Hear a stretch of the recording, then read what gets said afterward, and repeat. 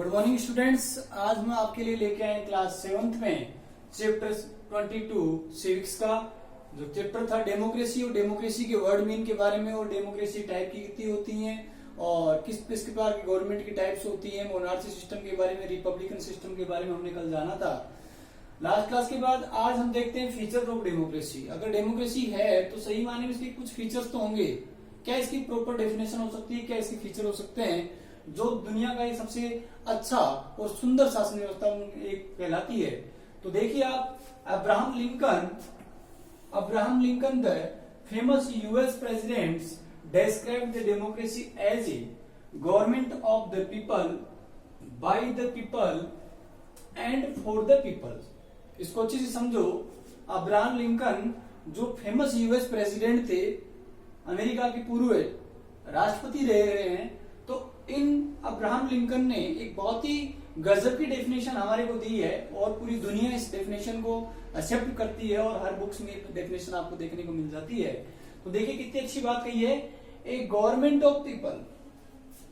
Democracy लिए क्या कहा इन्होंने, ए गवर्नमेंट ऑफ द पीपल, वह सरकार जो लोगों के, गवर्नमेंट ऑफ द पीपल लोगों के लिए है, वह सरकार जो लोगों के लिए है, बाय द पीपल और लोगों के द्वारा बनाई गई है, एंड फॉर द पीपल और लोगों के लिए है।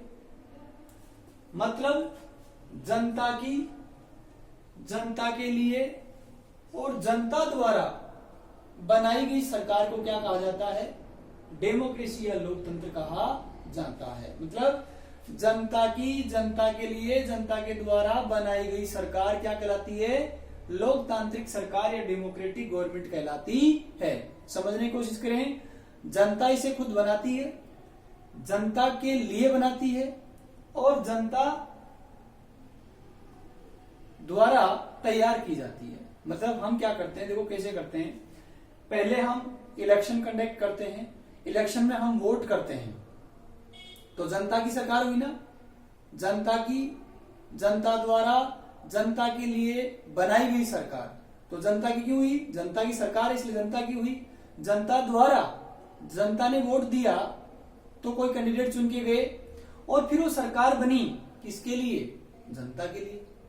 तो जनता की सरकार जनता के द्वारा बनाई गई और जनता के काम करने के लिए बनी हुई सरकार को क्या कहा जाता, मतलब the people by the government, मतलब गवर्नमेंट ऑफ द पीपल लोगों की सरकार, बाय द पीपल लोगों के द्वारा बनाई गई सरकार, and the for the people और लोगों के लिए बनाई गई सरकार क्या कहलाती है, डेमोक्रेटिक गवर्नमेंट कहलाती है। तो अब्राहम लिंकन ने बहुत अच्छी परिभाषा ये दी। फिर देखिए आप, the supreme power rest with the people, it the implies and that a democratic government should work for the end welfare of the people. और इन्होंने बहुत अच्छी बात क्या कही कि सुप्रीम पावर जो होता है वो किसमें होता है, सुप्रीम पावर लोगों में होता है। इसलिए डेमोस प्लस क्रेशिया को हमने कल पढ़ा तो आपको पता था कि डेमोस मतलब जनता, लोग, और क्रेशिया मतलब पावर, मतलब जनता का पावर। तो पावर ऑफ सुप्रीम या सुप्रीम पावर किसके हाथ में दिया, जनता के हाथ में दिया। मतलब कोई भी प्रशासक जो है वह तानाशाही नहीं कर सकता क्योंकि पावर किसके हाथ में है, जनता के हाथ में है। और इस पावर का जनता यूज कैसे करती है, it is implies that a democratic government should work for the and welfare of the people। ये जनता की लोकतांत्रिक सरकार है या डेमोक्रेटिक गवर्नमेंट है, ये काम किसके लिए करती है, ये सार्वजनिक हित और जनहित का काम करती है, वेलफेयर ऑफ द पीपल्स। ये should work for the welfare of the people, जनता की भलाई का या लोक भलाई का कार्य करती है। अगर ये खुद का सेल्फिश होकर काम करने लग जाएगी तो जनता की सरकार कहां रही, फिर तो ये मोनार्ची सिस्टम या डेमोक्रेटिक सिस्टम हो गया। तो इस प्रकार मोनार्ची सिस्टम में या डिक्टेटरशिप सिस्टम में क्या होता था, एक तानाशाही आता है और अपने हिसाब से सरकार को हथिया लेता है और जनता पे जबरन और दादागिरी से सरकार चलाता है, तो जनता की बात नहीं सुनी जाती।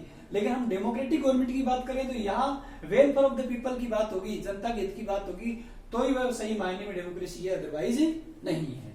तो हमारे यहाँ पर वेलफेयर ऑफ द सोसाइटी का काम होता है, पीपल्स का काम होता है। इट मीन्स हमारे यहाँ डेमोक्रेसी अच्छे से कंडक्ट की जा रही है। In a democracy, people and exercise their political power and through election। क्या कहा, जनता यहाँ अपने एक्सरसाइज करती है, अपने पावर, पॉलिटिकल पावर, अपनी राजनीतिक शक्ति का उपयोग कब करती है? Through election. चुनाव के दौरान जब इलेक्शन आते हैं तो जनता अपनी शक्ति या पावर का इस्तेमाल करती है। रोज तो हम लठ लेके लड़ने जाते नहीं किसी से। जब चुनाव आते हैं, इलेक्शन आते हैं, तो हमारे पास एकमात्र हथियार क्या है? हमारा वोट है। हम जिसको वोट करेंगे वो बंदा जीतेगा, जिसको नहीं करेंगे वो हारेगा। तो डेफिनेटली हमारी जो शक्ति है, हमारी पावर जो है, वो दिखाने का मौका कब आता है? इलेक्शन में। और इलेक्शन में हम वोट करके हमारी पावर का इस्तेमाल करते हैं। और adult men and women who are 18 year old or above cast their vote to elect their representatives। क्या बताया? बहुत अच्छी बात कही है कि all about an adult men and women, सभी प्रबुद्ध जन नागरिक जो 18 साल या 18 साल से ऊपर हैं, चाहे वो महिला हो चाहे पुरुष हो, all men and women who are 18 year old or above, या तो 18 साल के हो गए हों, कंप्लीट कर लिए हो, और उनका वोटर लिस्ट में क्या भी हो? रजिस्ट्रेशन भी हो।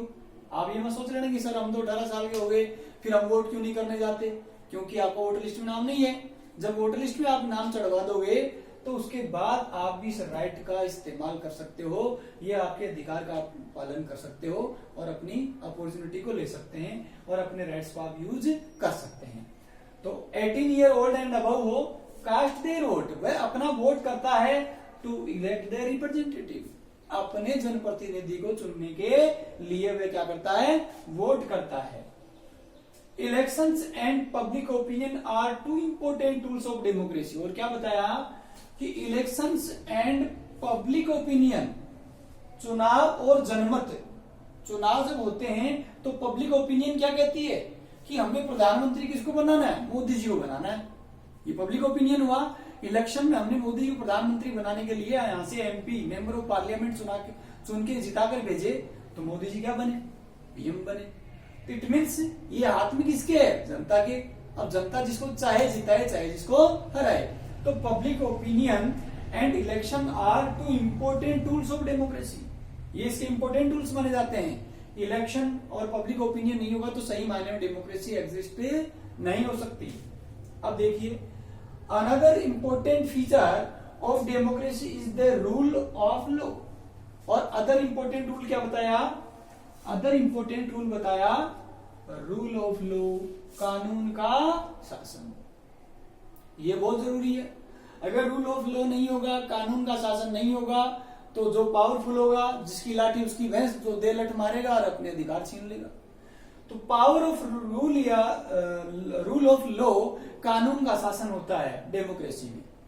कानून जो कहता है उसके अकॉर्डिंग हमें काम करना पड़ता है। हर चीज का कानून बना हुआ है। जैसे शादी होने की एक उम्र, एक कानून बना हुआ है कि 18 की लड़की और 21 का लड़का। इसी प्रकार चुनाव में वोट करने का जो राइट बना हुआ है वो है 18 ईयर ओल्ड एंड अबव, 18 साल या 18 साल से ऊपर। इसी प्रकार ट्रैफिक रूल बने हुए हैं। रेड सिग्नल आएगा तो हमें रुकना पड़ेगा बत्ती पे, ग्रीन आएगा तो हमें चलना पड़ेगा, येलो आएगी तो हमें इधर उधर आजू बाजू देखो और चलो। तो ये सब चीजें क्या है? ये रूल है। तो इन रूल कंडक्ट के हमें अकॉर्डिंग होके हमें चलना पड़ता है, इनको फॉलो करना पड़ता है। अगर हम इनको फॉलो नहीं करते हैं, जैसे हेलमेट लगाना लो है, उसके तहत हमें लगाना पड़ेगा। अभी हमें बहुत सारी चीजें, जैसे अभी मास्क लगाना एक नियम बना रखा सरकार ने, लगाते हैं। तो इसी आधार पर हम हर चीज को फॉलो करते हैं। पब्लिक प्लेस पे गुटखा, पान, तंबाकू, बीड़ी पीना एक तरह से निषेध है, मना किया हुआ है गवर्नमेंट का। जैसे आपने पार्किंग के लिए देखा हुआ नो पार्किंग जोन या पार्किंग जोन, तो ये क्या बने हुए हैं? रूल बने हुए हैं, लॉ बने हुए हैं। उन रूल एंड लॉ के अकॉर्डिंग होके हमें काम करना होता है ताकि एफिशिएंटली हमारी गवर्नमेंट वर्क कर सके। फिर क्या बताया? Democratic society.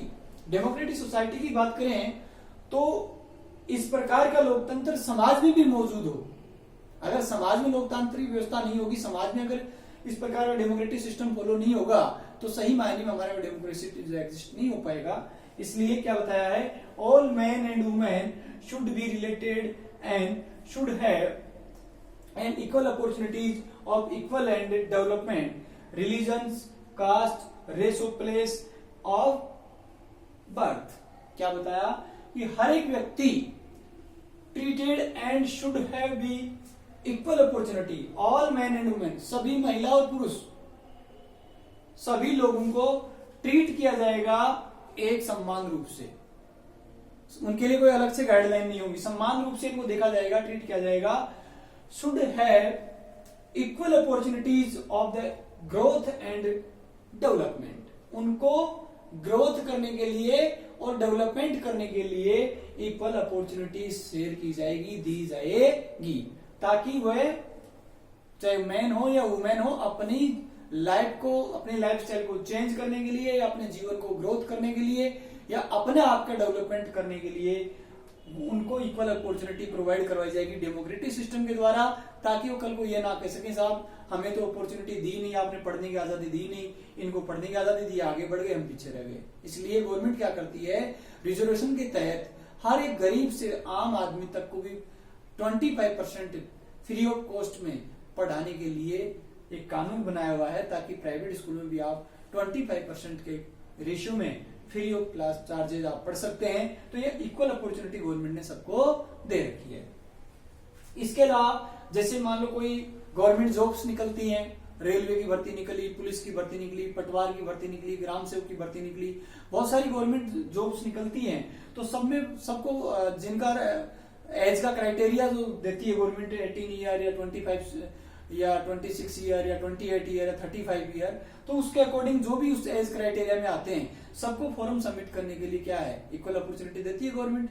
अब उसमें कंपटीशन फाइट करके कोई सरकारी नौकरी लग पाता है तो ठीक है, नहीं तो कोई बात नहीं। गवर्नमेंट ने तो क्या कर दी, इक्वल अपॉर्चुनिटी दे दी। अब उसको हायर करना है, उसको ग्रेव करना अपने हाथ में है, कर पाते हैं या नहीं वो एक अलग बात है। तो इस प्रकार क्या कहा, रिलीजियस आधार पर समाज में धर्म के आधार पर कोई भेदभाव ना हो, कास्ट जाति पाति के भाव से कोई भी भेदभाव ना हो, एंड रेस और प्लेस ऑफ द बर्थ, और जीवन स्थान के आधार पर भी कोई भेदभाव ना किया जाए, वो सभी एक सम्मान से रहें, एक समान भावनाओं के साथ अपने जीवन को जिए। फिर क्या बताया, इकोनॉमिक डेमोक्रेसी। इकोनॉमिक डेमोक्रेसी में बताया आर्थिक लोकतंत्र, ये तो था सामाजिक लोकतंत्र, जो समाज में किसी प्रकार का ऊंच नीच भेदभाव और उसके साथ इक्वल जस्टिस किया जाए, न्याय भी एक साथ किया जाए, सम्मान न्याय किया जाए। ऐसा नहीं कि गरीब को तो न्याय मिले नहीं और अमीर को न्याय मिल जाए या उसके फेवर में फैसला आ जाए, इसके अनफेवर में आ जाए। तो इक्वल अपॉर्चुनिटी जहां सोशल रूप से, सामाजिक रूप से वो सोशल डेमोक्रेसी। अब आती है आपको इकोनॉमिक डेमोक्रेसी, मतलब आर्थिक रूप से भी सभी लोग क्या हों, सम्मान हो, उनको भी सबको क्या मिले, सम्मान, एक सम्मान, जो काम के लिए एक समान वेतन मिले। बताया democracy is the best on two important principles, liberty and equality.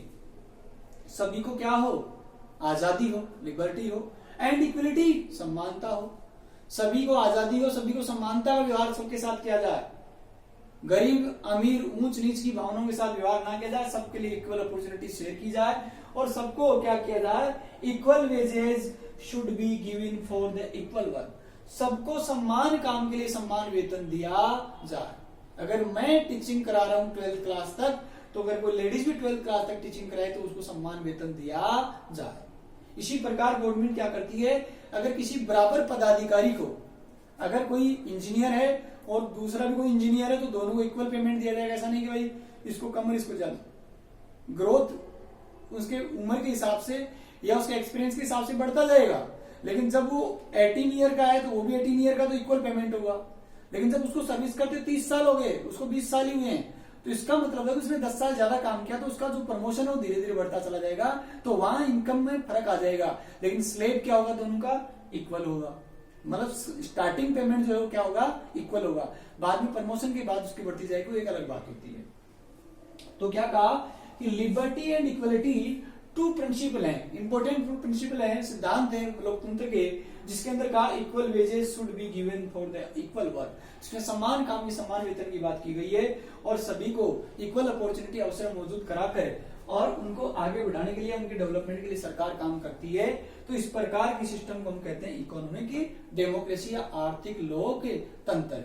सभी को रोजगार प्रोवाइड कराया जाए, कोई गरीब ना रहे, सभी को समान रूप से एजुकेशन दी जाए, सभी को समान रूप से जो है अपॉर्चुनिटी शेयर की जाए। इस प्रकार की व्यवस्थाएं होती हैं इकोनॉमिक डेमोक्रेसी में। इस प्रकार हम कह सकते हैं कि फीचर्स ऑफ डेमोक्रेसी की बात करें तो ये तमाम फीचर डेमोक्रेसी में आते हैं, और हम समझते हैं कि इन आधारों पर हम कह सकते हैं कि इससे बेहतर शासन व्यवस्था दुनिया में कोई और नहीं हो सकती है, जिसमें जनता के द्वारा बनाई हुई सरकार हो, जनता के लिए बनाई सरकार हो और जनता के हित की सरकार हो और रूल्स ऑफ द लॉ हो, कानून का शासन हो, इक्वल अपॉर्चुनिटी हो, इसमें किसी में किसी प्रकार का कोई डिस्क्रिमिनेशन नहीं किया जा सके। इस प्रकार की सिस्टम व्यवस्था को हम कहते हैं डेमोक्रेसी या लोकतांत्रिक सरकार। तो मेरे ख्याल से आपको बहुत अच्छे से चैप्टर समझ में आ गया होगा। चैप्टर यहीं पर फिनिश होता है और नेक्स्ट क्लास में बाकी हम डिस्कस करेंगे। Thank you.